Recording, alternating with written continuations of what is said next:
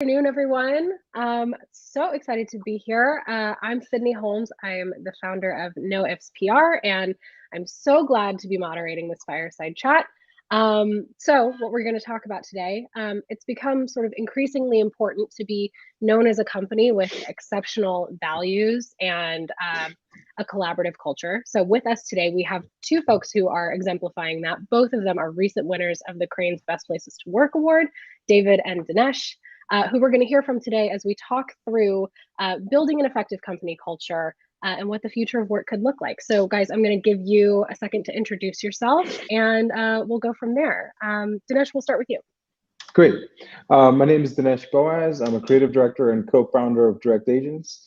So Direct Agents is an agency that I founded with my brother, and we're now in our 18th year of business.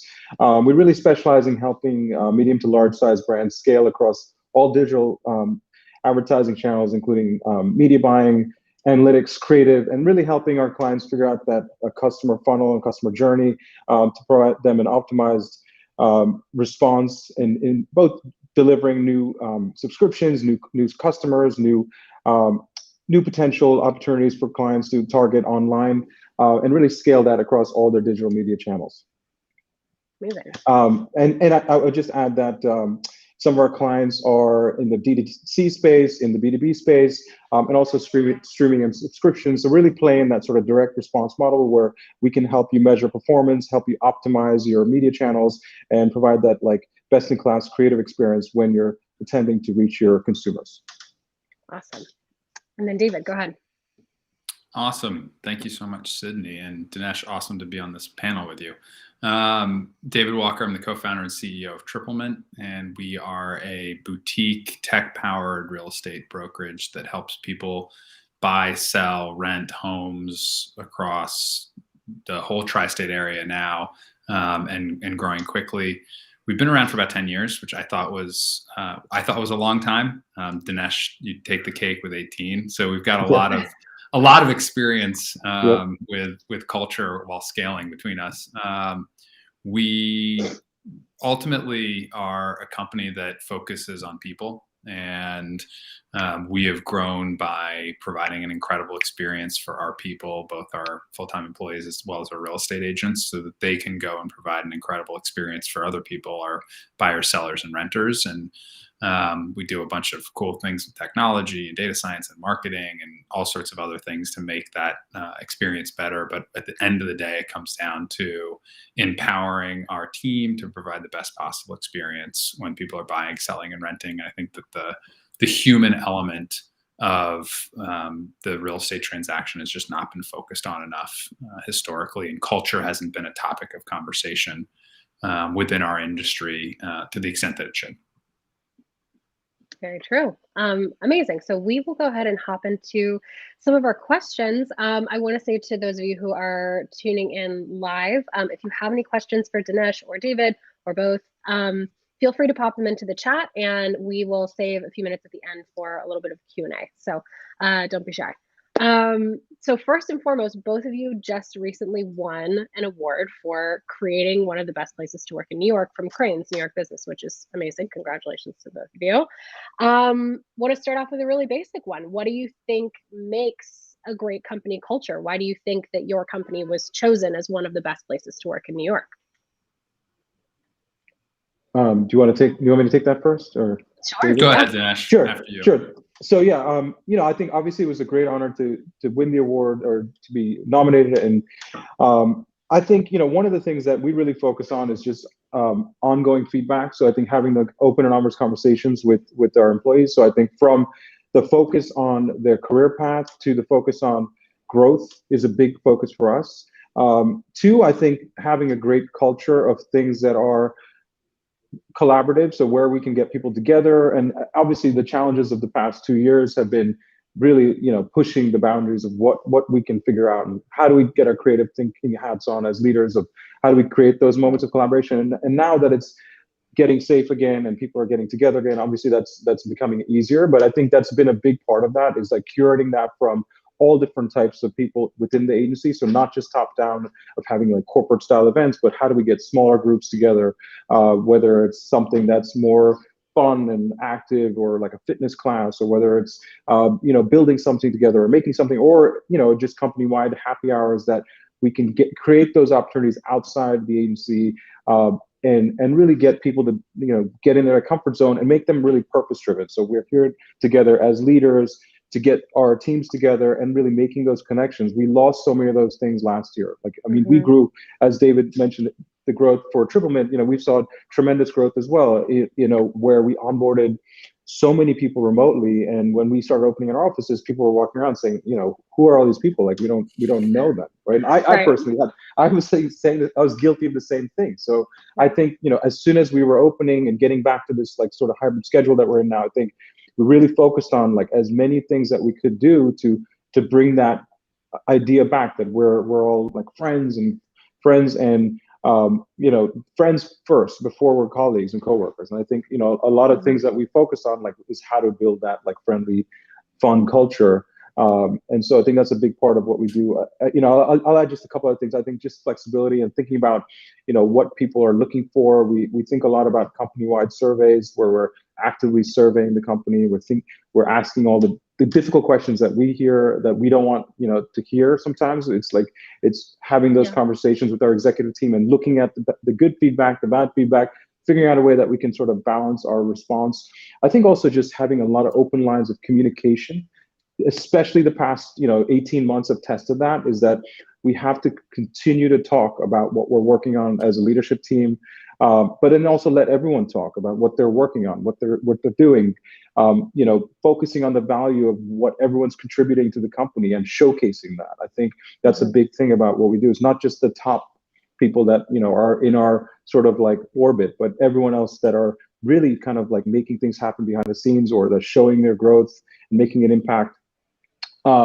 So I would say it's a lot of those things, and like I don't want to take the floor away from David, but I would say just having that like sort of schedule also of like all hands meetings, check-ins individually, like all the basic checklist things about focusing on the people, and really like learning what their pain points are, what they're really excited about, and what kind of also what they're bored of, and having an honest conversation of like, look, are you doing something that you're doing for the past year that you don't want to be doing next year? So how do we get you into that next role? So that's a lot of things that we think about, is that we built the company as entrepreneurs, and what drives us to be entrepreneurial has to be across the agency for us to continue to scale and be successful. So perfect. That's kind of how we think about it. Amazing. That visibility, I think, is super, super important. We'll get to that in a little bit. David, same question for you. Thanks. I'm really honored about the Best Places to Work award. I think it's our third one of the year, and I'm allowed to brag about that because it's really not a reflection of me. It's a reflection of our entire team. And that's the thing that I think is really cool about culture, is actually, I do the first session of onboarding for anyone who joins Triplemint that they do is a session with me, and it's literally just talking about culture. It's nothing tangible. It's nothing practical. It doesn't help anyone, execute in their specific role better that day or that week or that month or that year. But it's about what I think is the most important topic. And the reason culture I think is so fascinating and so exciting is because, Dinesh and I, as leaders of our company, we can't just say our culture is a certain way and have that be true, right? Every individual has an impact, and it's this collective way of thinking, operating, treating people that has its own sort of path. And so I think that to me, a great company culture comes down to really two things. It comes down to who you hire and how you make decisions as a company. And this is what I tell people who join Triplemint. I want to set the bar for what they can expect of all of us, because it also sets the bar for their ability to contribute and empowers everyone to contribute. And so I think that the reason that we're being recognized by these, with these awards is really because as we've scaled, we've held true to our core principles that we hire great people, and we don't hire jerks, which sounds like a simple rule to follow, but it's really hard going from, 200 to 300 people to keep doing that. But I think that sort of way of thinking, right? The way I put it is that most companies make hiring decisions and then wonder why their culture is a certain way. And I think what we've done really well is we've planned what we want our culture to look like, and then we've made hiring decisions based on that. So just by flipping the order there, and the same thing with any company decisions is when you're making a policy decision or a strategy decision, to make that decision and then wonder why your culture is a certain way, to me is sort of backwards. Think about the way you want, where you want your culture to be, and then make decisions that help lead you there. And so I think that's kind of our secret, is just putting people first and putting culture at the forefront of who we hire and how we make decisions. Amazing. Now, I know that you both are very humble, but I need you to brag about yourselves very quickly.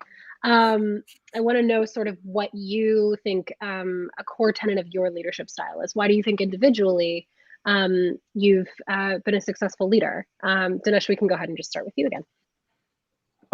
Yeah, I mean, I think for me, it's, obviously I'm passionate about the agency, but I'm also passionate about, seeing the way people are growing within the agency and kind of like creating those opportunities for them.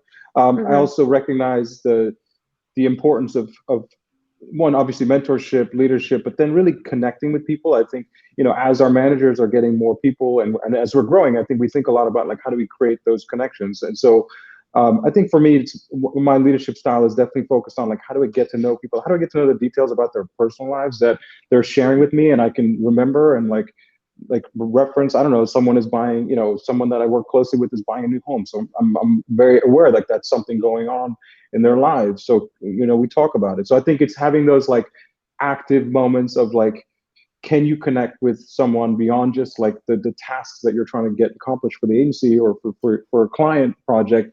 Can you have those personal connections? And obviously they become more difficult as you scale, but as leaders, I think it's important to have that idea that these are all people that are looking to you for a connection, beyond anything else. And then I think when you build that connection, the challenging parts of the day-to-day grind become so much easier, right? Like the difficult decisions, or if someone's like not seeing eye to eye with you, you can fix that, hammer that out, and get back to that sort of like basic connection you have. So I think we're trying to encourage that across the agency, and I really think like that's a very big part of my leadership style, which I sort of try to create that as I onboard more people and connect with them. So I think that's a very important part of growth as our company. Amazing. And then David, same question. What do you think about you and your core leadership style has been particularly impactful? Well, I mean, one of my favorite quotes that I've ever heard, and a lot of people at Triplemint are going to roll their eyes when I say this because I've said it so many times, but it's totally true, is if you're the leader of your company and you look around and you're the smartest person in the room, you're just bad at hiring. And I always love that because my goal is to be the worst in the room at whatever it is that we're doing. And so really I kind of look at my leadership style as doing three things and trying to do them with humility and empathy and being very human about it. But it's really to hire great people, set them up for success, and get out of the way. And so, I think that's ultimately where I found a lot of success, is really this sort of putting people first and really caring about people. You just can't fake that. I don't know anyone who's successful at faking that, or at least if they are, they're so good that I couldn't tell. And so, I think it's hiring great people. I mean, I won't say his name, but if you caught me looking down a minute ago, someone on our team texted me, and he knows who he is. But we bring people on like this person who's made a big cultural impact, and you just want human beings who epitomize the core values that you really want to foster, that are talented at what they do, and give them the tools and resources and get out of the way, and be a cheerleader, right? Like be there to support them along the journey. And that's really worked across all departments and all type of people we have on the team. It's really incredible. And when people are empowered, they run with it. Right. And then Dinesh, I know that you guys, direct agents just expanded in New York, which congratulations, that's awesome. Thank you. Thank you. As you guys grow, what steps do you take to kind of ensure that your culture stays strong and the core pieces of your culture? I mean, after 18 years, I would imagine you've gotten something right. Yeah, look, I think, and I'll just add that we also just expanded in LA as well. So our LA office was fully remote until, we had an office there. Pandemic hit, we went fully remote in LA, and now we've opened up in Culver City again. So we're super excited about there too. For us, I think, creating like those micro moments where people can collaborate. I think still like one of the big things that we believe in is like collaboration. When it was safe to open the offices again, we've gone to a hybrid schedule. And I think we've created the environment where there's a purpose to getting together, and there's a purpose to being in person. There's a purpose, obviously, to being remote. So I think we're trying to balance the two, and having a sort of, as much as we can, aspire to a seamless experience of the technology syncing with the people that are in the office, and sort of like syncing all those things together. But I guess to get back to your question, just thinking about one, the people focus, as David mentioned too, that like, from everything from culture, from hiring the right people, to also thinking about like the ongoing feedback, ongoing growth. We're not a company that does a yearly review and we're like, all right, we'll see you in 12 months. I think we're on ongoing reviews and feedback. Like that's a very big part of it. I think having our managers also in tune with inefficiencies where people are spending too much time on something, or there's obviously like lots of burnout from Zoom, and a lot of the newer newer and younger employees want to be on every call to just show face. But I think sometimes it's balancing, like, are you needed to be on this call? Are you contributing? Are you better off doing something else, or learning, or focusing on another project? So I think being in tune with what are the resources needed from all different types of teams that are working together. As I mentioned, company surveys, and being actively talking to people about like what their needs are. I also think like we think about an all hands twice a month. So as an agency, we're talking with as much transparency as we can about the business, about our client wins, about our successes, but then also there's lots of celebrations. Like we're talking about milestones, we're talking about great projects teams are making an impact with, or individual people that are like shining like rock stars in the agency. On the culture side, we think a lot about cross-generational cultures, right? Like we're now in an era where, we've got all different generations now working together, from Gen Z to people like me who've been in the agency 18 years. So I think, thinking about that as our culture, we've showcased events, and we've got leaders that are the sort of Gen Z next gen group that are curating their own events. They have a budget, they have a goal, and they've come together as like smaller teams to put together events, and lots of different people attend those. So I think it's having an idea of like creating little groups too within the agency. So we have like a fitness fanatic group, and we have like, it's not as popular as some of the other groups, but we have things like, we have like an arts and culture Slack channel. We have like all these different other channels for just distracting yourselves from work, but then also encouraging that, right? Like I think the more little groups that are forming and creating activities for them, or like giving them the resources they need to do that, I think that's been a part of the success, especially as we're coming back. Like it's not focused on like, hey, the company's dictating you to do these things, but here, these are people that are like sort of like micro, as David mentioned, like impactors in the agency, like micro influencers almost, that are like, we call them culture champions, and they're in the LA office and the New York office. We recognize them, we showcase them, like for a holiday party, like our each like New York and LA, like champions are going to the LA and New York events. Like we're flying them across the agency. Like there's multiple people going. So I think there's that like, hey, you're going above and beyond, and like, we're recognizing that.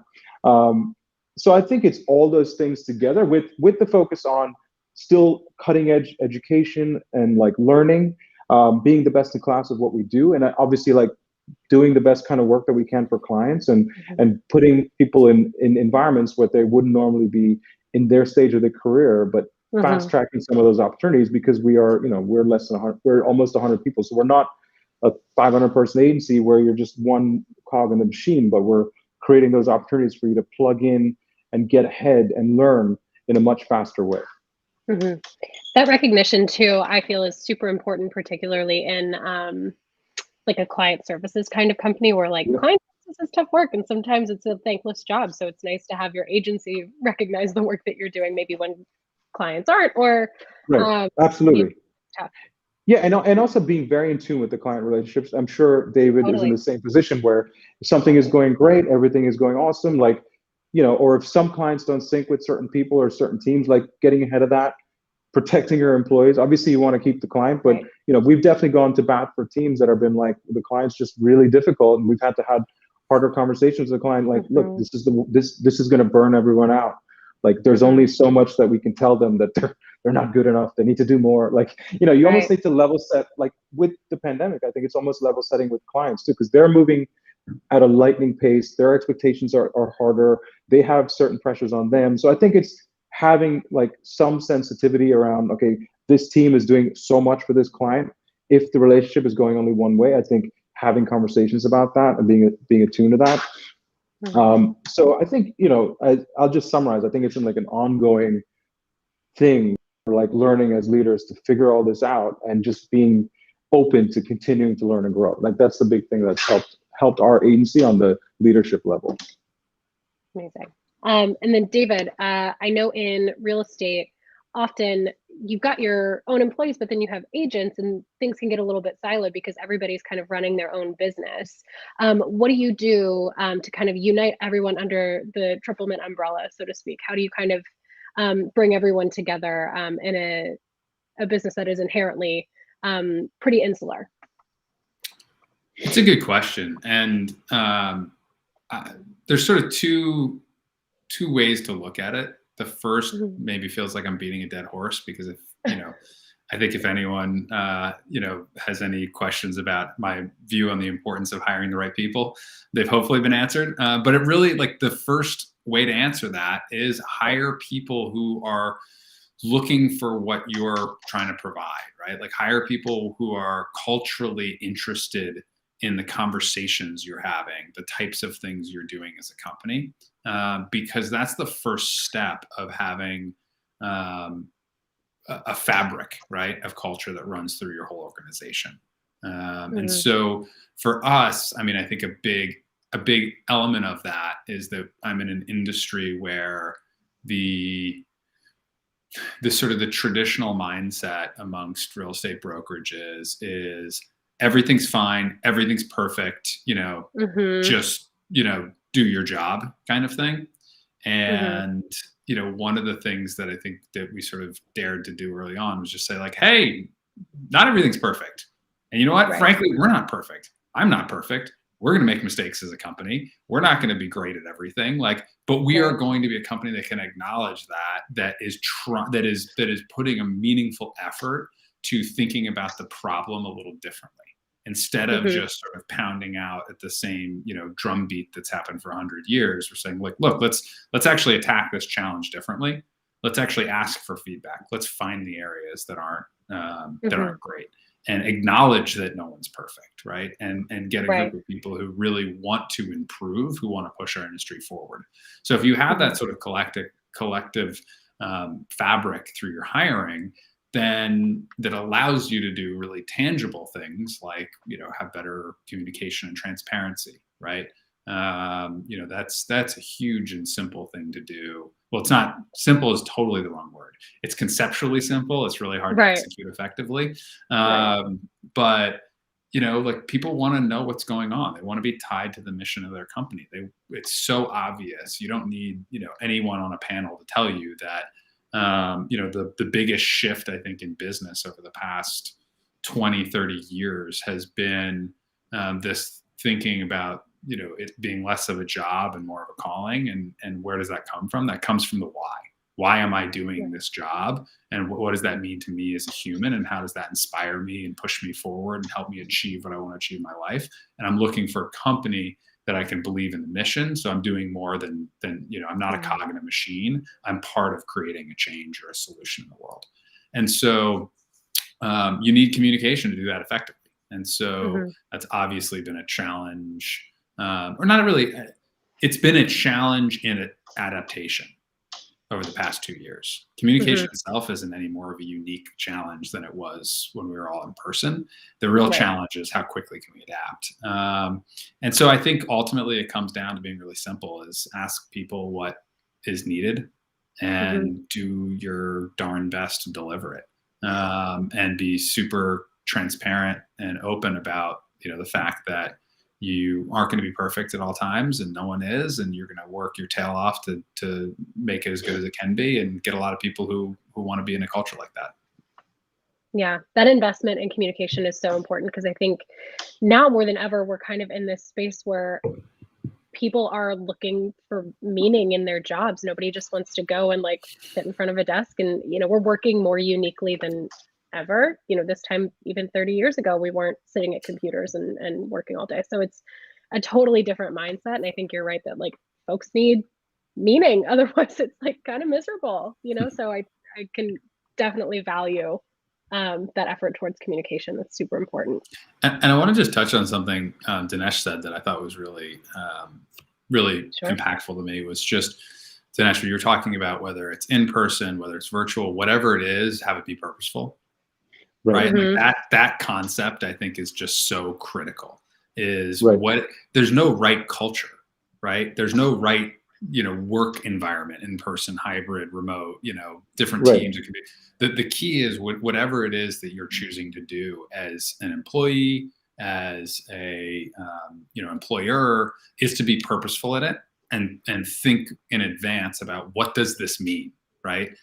What is this going to lead to? And be purposeful in that. And I think that's probably where I've seen companies separate the most over the past 2 years, is instead of being reactive to what's happening in the world, is being purposeful to where we want to go. Okay, great. The world's changed a little bit. So maybe where we're going has changed a little bit, but we're going to be equally as purposeful in getting there as we were before. Right.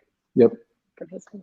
That's a great segue into our next question. So obviously this last year and a half, 2 years have been super unique. We're kind of in the midst right now of a revolution when it comes to employment. So from obviously COVID, I hope nobody has COVID fatigue, because we are going to talk about it a little bit. From COVID to, embracing remote work, to even this great resignation that we're sort of in the middle of right now. How are you adjusting your cultural practices, not only in recruiting, but retainment as well? I think a lot of employers are kind of having to like re-recruit their employees. So how are you guys faring? What's changing? What's staying the same? Anything you're doubling down on would be great to hear.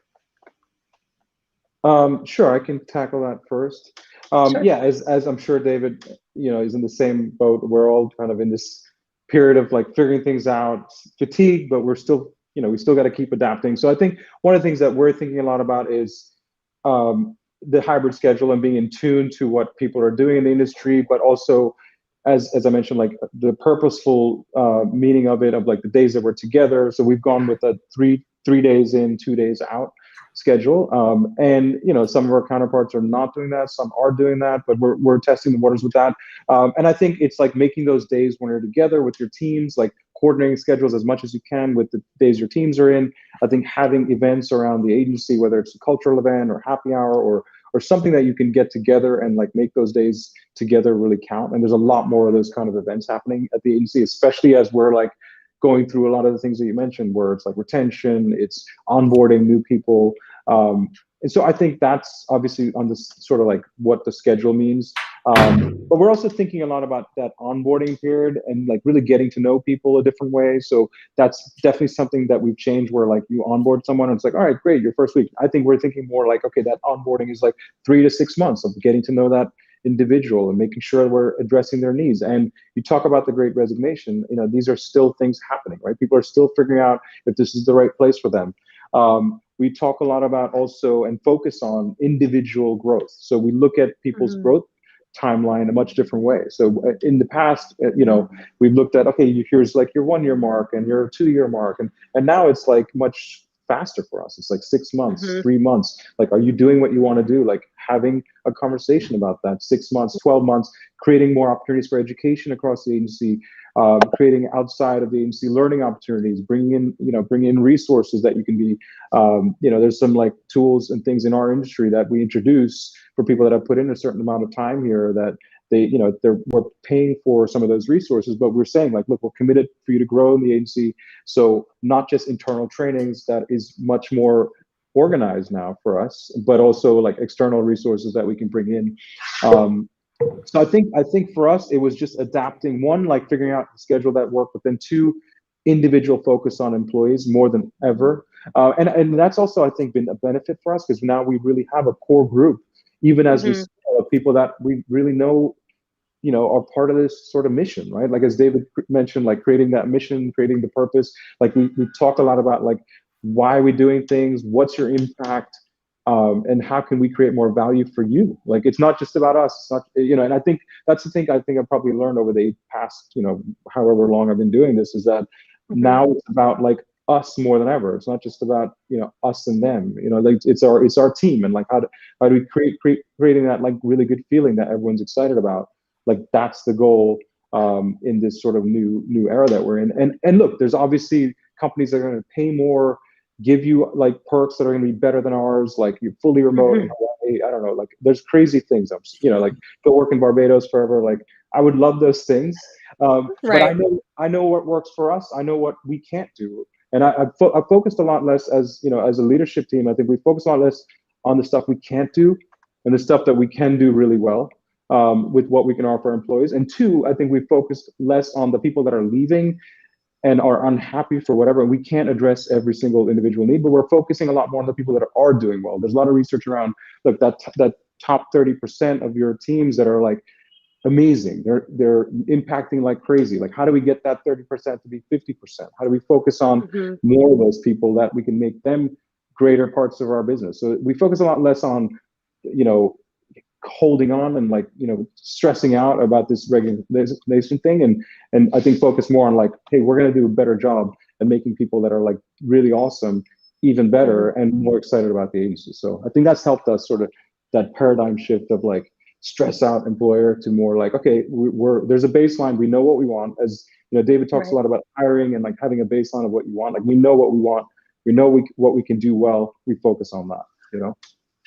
Right. So it's less about scrambling to fill as many spots as possible and more just investing in the people that are and obviously being attuned to why things are happening. Like, I'm not saying we're tone deaf if someone's like everything sucks and like like we want to know what's stressing people out, but at the same time there's going to be a bigger percentage at the moment, for us at least, there's a bigger percentage of people that are like really excited, and so I think investing in them and like growing that as opposed to like stressing out and getting into those like difficult like moments of like, what do we do? Like, how do we figure this out? Like, there's a lot of press around the bad stuff, but there's also a lot of good stuff happening where people are growing faster, learning, crossing industries and joining new roles. So I think there's some exciting stuff that's still ahead for all of us.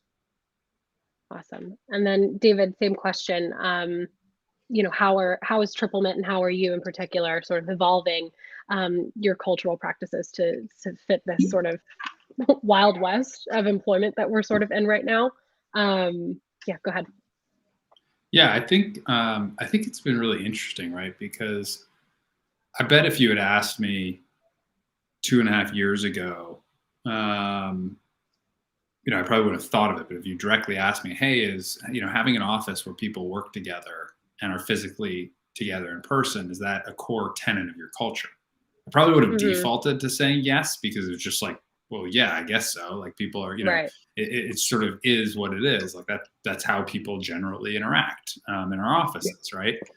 And then when that just disappeared, I think that what happened was a lot of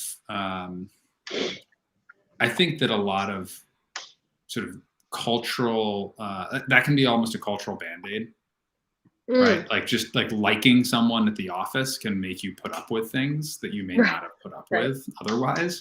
And so I also think on the flip side, that's like I'm looking at it from the negative angle. From the positive angle, I think on the flip side, companies with a really strong culture, like ours and like direct agents and Dinesh, is we realized pretty quickly that actually wasn't a core tenet. That was just that happened to be how people were mainly interacting.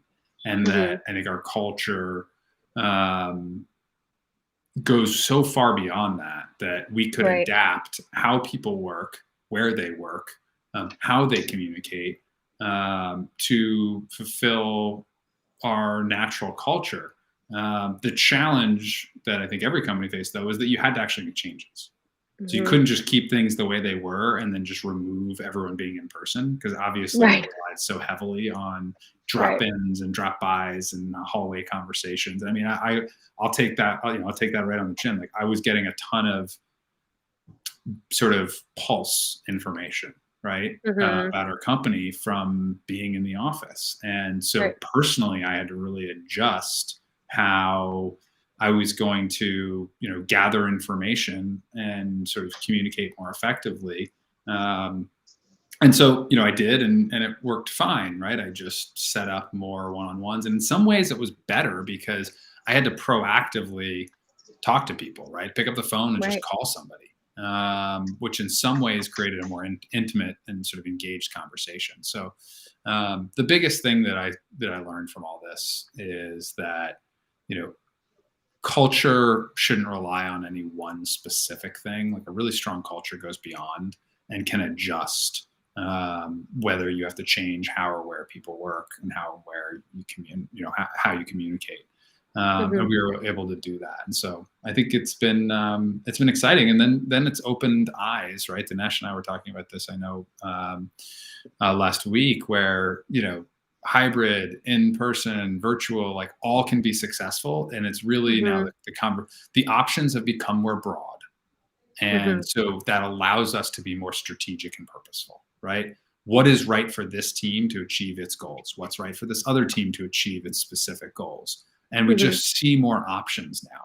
And so I think it's actually going to be this sort of, while I know there's the great resignation going on, as you discussed it, I think that it's really, from what I've seen, it's people that are sort of fed up with companies thinking the same way they did 3 years ago today, and realizing, wait, this doesn't make sense. Like, there's got to be a better way to operate and think. And so I think it's given just a lot more upside and optionality for companies that can be nimble and can adjust. Yeah, it's very funny. I think it'll raise the bar. It'll raise the bar across a lot of different industries, and I think in a really good way. Totally. I can't count the amount of times that I've had a job that I've been like, I really don't like the job, but I like the people that I work with. So, like, I get to hang out with my friends. So I'll just keep going back to the office. I think not having that access, obviously, like, forces companies to sort of look at their culture a little more closely. Okay, we'll do one more quick one, and then we've got a couple of questions in the chat that we can hit. So this came up last week, and I think it's a really, really great point. But we're in this sort of multi-generational workplace that we haven't really ever seen before. I think sort of aided by technology, each generation sort of feels a little bit further from the previous one, or a little bit further from the next one. So how do you sort of make sure that needs are met and input is sort of valued across that generational spectrum? I think we maybe, as companies, haven't had to necessarily consider this before. Yeah, you know what, David, we'll switch it up. We'll start with you, David, and then we'll go to Dinesh. Sure. So I think that, the biggest thing for us is, like, it's having a no jerks rule, because there's a lot of ways to slice and dice your team, and so you can say, okay, like, we're going to create generational divides, and we're going to look at, like, what does that mean? We can create department level divides and say, what does that mean? Right. Like, the one divide we're not willing to make is the jerks versus the good people. So, what a horrible club that would be. Yeah, no, I know. But you know what? I say this tongue in cheek, and it's like, there's no company out there that's like, oh, we're going to go hire some jerks. Right. Of course. But the reality is, it's really hard when you're in the moment, right? And there's a short-term hiring need that's very specific, right? And you've got a person that you can hire that you think fills that role, but you really don't think that they are going to embody the culture that you have at your company. And you're faced with, let's say it's even a revenue producing role, right? At our company, is real estate agents. And we turn down real estate agents who would dramatically help our revenue in the next quarter or two, right? And so while it's an obvious concept, it's actually really hard to do in practice. And Right. you're often saying no to some sort of short-term tangible benefit.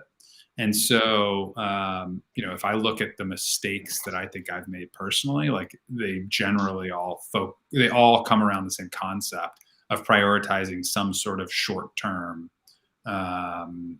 tangible benefit and making some sort of decision, either hiring or other types of corporate decision that prioritize that over long-term culture and feel like I'm making a cultural sacrifice. And almost every time it comes back to be a bad decision. And so Right.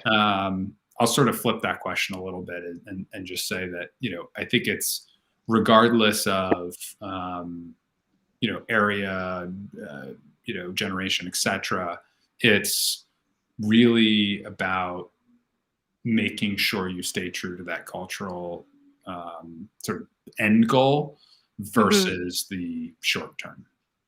And then as it relates to just different types of people on your team, I think it's just asking what people want, what people are excited about. It's really not that complicated. I think a lot of times we overthink this stuff, but we can sit down and have conversations or pick up the phone or hop on Zoom. Right. Awesome. And then Dinesh, same question. Multi-generational workplace. How are we doing?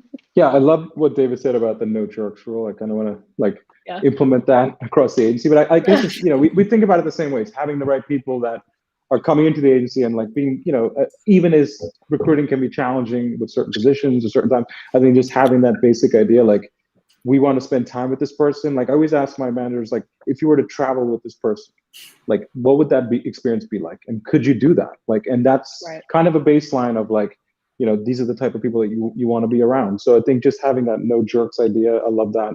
I also think just I think this probably sounds kind of dumb, but throw great parties, throw great events, create a fun People atmosphere, love a party. right? Yeah. Make the place a fun place to work, and with no bar to get to that, no issues to get there. So I think being attuned with the next generation for me as I think getting them involved in the party, getting them to curate, and I talked about this earlier, but just getting them to curate things, we look a lot of engagement, what are we doing that's not working? I mean, we were having in the peak of last year, it was Zoom happy hour or Zoom this, Zoom that, and it was the engagement was dropping off. And so we could see that we were losing that. So I think even during that era, we tried different things to engage everyone. And then I think now it's having those smaller group events, curated and really purposeful. I keep thinking about that. We stress that across the agency where don't just host something or throw something on the calendar because you're checking a box. I think really own that, curate it, make it something you want to be a part of, and be proud to say, okay, I did that. It was awesome. So I think just kind of focusing again on that fun, collaborative reason of why people are in an industry like ours, and then creating the opportunities for them to do that, and getting input from cross generations of how to curate that. What I consider a cool playlist is not what everyone else considers that. So I think just being attuned of these kind of things work and these things don't, and letting the people make their own decisions and curate that experience. Got it. Cross-generational playlist. Got it. Yes. Yeah, don't let Dinesh pick the music. That's my one. I think my music is good, but then I'm not DJing any more parties for direct savings. Right. So. Right. So funny. All right, we have a little under 2 minutes, so we'll give each of you about 45 seconds to answer the last question. It's coming from the chat, actually. So, what kind of David, you alluded to this actually. What kind of mistakes have you made in the past with regard to people and culture, or if we want to take a positive spin on it, sort of what kind of leadership moments in your career would you have changed looking back now? So David, we'll start with you. Yeah, let's go full on mistakes. I don't, none of this growth opportunities. So I mean, I think yeah. I think the biggest area is what I said before, which is just those times when you kind of feel like, this isn't really an on-culture decision, but it's going to be really helpful for X, Y, and Z reason. Almost always is not a good thing. And then the second one for me personally is just understanding the impact of follow-up time. I know this sounds silly, but I want to hit on something very tangible in this question. So it's like, for me, I'm super busy and like I don't respond to an email for 2 days. And to me, it's like, okay, I was busy and didn't respond to an email for 2 days. But the impact I can have is like, this isn't important. He doesn't care. All these other bigger things. And I think this goes across every person in every organization.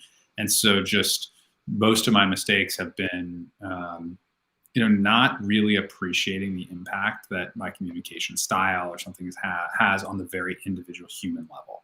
And the more I can be really attuned to the individual human level, the better a leader and the stronger I think I can help our culture grow. Amazing. And then Dinesh, same question. Any leadership moments you would change? I mean, it's all been perfect, so I have no comment. No, I'm just kidding. Amazing. All right, then we can hang up. No, I would just say two things. I would say one, just being really aware of decisions that we make as a company, and like now I think I've learned to take more time and like being open to like, okay, this is a bad decision for my executive team. Like, let's kind of figure this out, like, and being open to that feedback if my decision is a bad one. So I think like having that like bigger conversation with a bigger group, and as we've grown, we've been able to have that. So I think planning those bigger decisions out more, communicating them, having a communication strategy of how we like make those bigger announcements. I think too, also just being responsible for showcasing the value of people. I think I've more and more like understood that as we've grown. Like people look to me or my brother or some of our leaders to be showcased and to be said like, hey, this person is doing awesome work. Like check this work out. Like it's stunning. So I think having more of an active role of just being a cheerleader, like in that sense of like, and obviously not being cheesy or not BSing it, but honestly showcasing stuff that is great work, and taking more time to do that, giving that like feedback in front of the bigger group, and really appreciating the hard work that people put into things. I think like as we've grown or over the years, like you're expecting a certain level of work, but you still need to say like, this is great. Like this person is doing something awesome, or this team did something great. Like, so I think like creating the time of just showcasing those things across not just like your favorites or the people you work closely with, but across the company. That I think there's something that I'm doing a better job of, and like I think it's helping, showing people's value. Amazing. Well, guys, this was so great, so great, even that we went 2 minutes over. So I really, really appreciate both of your times. Again, congratulations on the award win, and best of luck in the future.